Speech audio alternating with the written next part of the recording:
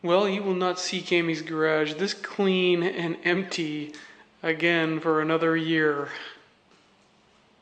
It's Monday, April 8th, and Open Studios happened over the weekend. Just thought I'd give you a quick update about what happened. And I had about the same amount of people come through this year.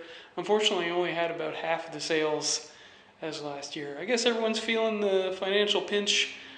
Some people say there's a recession coming, so I totally understand. Money's tight over here too. I sold this piece, but the patron wanted to have it on a base rather than hanging it. I know you're dying to know what's going to be happening in Cammie's garage in the upcoming weeks. First thing I'm going to do is tackle putting a base on this piece here. I have two carving that I want to work on. One is for a collaboration with a fellow woodworker, and the other is a commission from a good friend of mine. He wanted a gift for his wife.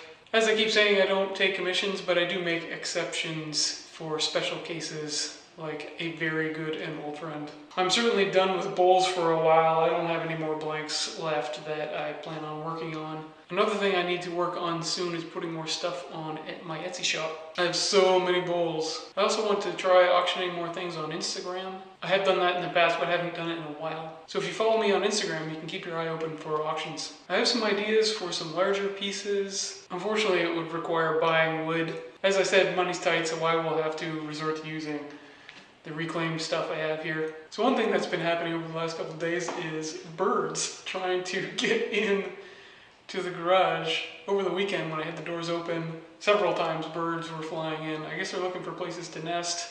It's the spring after all. Keep bunking against the window. One exciting thing that happened this week is that I was featured on My Modern Met's Facebook page. So that was some good press that I was excited about. That said, you can expect a lot more art projects soon. So stay tuned to Cammie's Garage.